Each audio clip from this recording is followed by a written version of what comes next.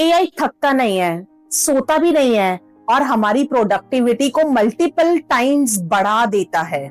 Means 24 घंटे 7 दिन support करता है बिना ब्रेक के। नेटफ्लिक्स के शोज, स्पॉटिफाई के प्लेलिस्ट, शॉपिंग सजेशंस सब एआई की वजह से पर्सनलाइज्ड होता जा रहा है।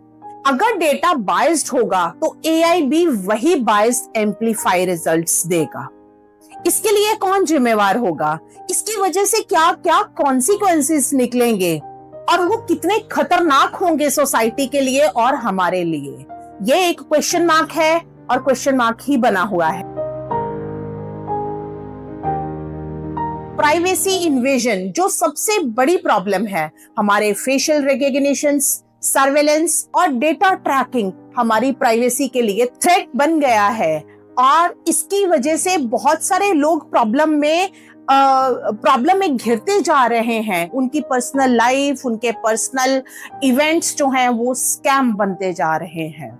नेक्स्ट एक और जो नेगेटिव साइड है, लॉस ऑफ ह्यूमन स्किल्स। ये जो अपकमिंग जनरेशन है उसके लिए तो ये मतलब द बिगेस्ट हिट। ज्यादा डिपेंडेंसी से हमारी खुद की जो प्रॉब्लम सॉल्विंग क्रिएटिविटी है वो वीक होती जा रही है, रादर खत्म होती जा रही है।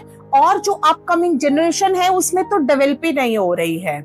उनमें बुक्स रीड करना, पेपर पेन लेके कुछ लिखना, कुछ क्रिएटिविटी क्रिएट करना, कुछ डिजाइन्स बनाने, कुछ ड्राइंग करना, ये सब चीजें जो हैं वो आलतू फालतू बनती जा रही हैं। उनको लगता है कि ये सब डिजाइन्स रेडीमेड चैट जीपीटी से मिल जाएंगे, तो क्या जरूरत है ये सब करने की। इसकी वजह से उनके जो बेसिक स्किल्स हैं वो डेवलप ही नहीं हो रही हैं। सो ये सबसे बड़ा जो हमारी अपकमिंग जनरेशन के लिए चैलेंज है, रादर पूरी सोसाइटी के लिए, पूरे एजुकेशन सिस्टम के लिए, आने वाले जो प्रोफेशनल सोसाइटी और कल्चर होगा उसके लिए ये चैलेंज होगा।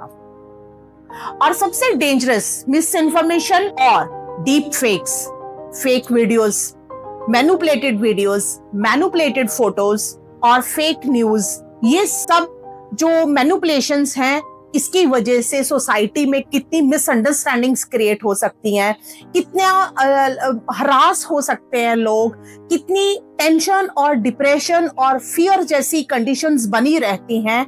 हर किसी को डर लगता है कि मेरी मीडिया के ऊपर जो फोटोज हैं, जहाँ वीडियोस और फोटोग्राफ्स कितनी अनसेफ हैं, कोई भी उसको कहाँ कैसे यूज करेगा पता नहीं। सिक्योरिटी भी एक बड़ा चैलेंज है।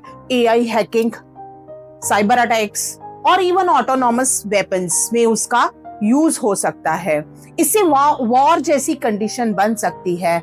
ऑटोमेटिक टूल से जो नॉर्मल एक वॉर की तबाही 10 गुना बढ़ जाएगी। So it's really dangerous for the overall humanity and all over world.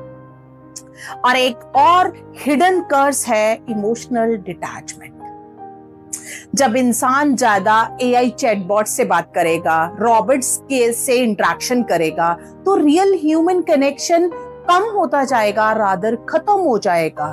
तो आप सोचिए, जब ह्यूमंस के पास नहीं रहेंगे, इंसान के पास इंसान नहीं रहेगा, तो उसकी जो मेंटल हेल्थ है वो कितनी अफेक्ट होगी, उसका स्ट्रेस, उसका डिप्रेशन, उसकी फिजिकल हेल्थ, ये सब बहुत बुरी तरह से इम्पैक्ट होने वाली है।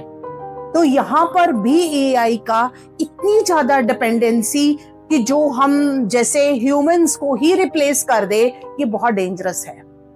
और लास्ट, एथिकल डायलेमा। अगर एआई कोई गलत डिसीजन ले लेता है तो जिम्मेवार कौन है? डेवलपर, यूजर या मशीन खुद? Still question. तो दोस्तों, एआई गिफ्ट है या कर्स? सच ये है कि एआई दोनों है। एआई खुद ना अच्छा है ना बुरा है, ये एक टूल है। इसको हमारी कंफर्ट और हमारी एफर्ट्स को कम करने के लिए, हमारी लाइफ को इजी बनाने के लिए डेवलप किया गया है। हमारी प्रोडक्टिविटी को मल्टीप्लाई करने के लिए डेवलप किया गया है। लेकिन अगर इसको वाइजली यूज करेंगे अपने कंफर्ट के लिए, अपनी प्रोडक्टिविटी को बढ़ाने के लिए, तो ये ह्यूमैनिटी का सबसे बड़ा गिफ्ट साबित होने वाला है। लेकिन अगर इसका मिसयूज करेंगे, इसको निग्लेक्ट करेंगे, तो ये कर्स भी उतना ही पावरफुल हो सकता है। नाउ हम सब ये अच्छी तरह से समझ गए हैं कि चैलेंज तो हमारे हाथ में ही है। एआई को हम कैसे यूज करते हैं उसके ऊपर डिपेंड करता है कि एआई अच्छा है या एआई बुरा है। तो बताओ, तुम्हारे हिसाब से एआई ज्यादा ब्लेसिंग्स है या कर्स? मैं सुनना चाहती हूं तुम्हारे थॉट्स। अगर आज का एपिसोड पसंद आया तो इस वीडियो को फॉलो करना है और दोस्तों के साथ शेयर भी करना है। चलो मिलते हैं नेक्स्ट एपिसोड में। तब तक के लिए stay inspired, stay motivated, take care, bye bye.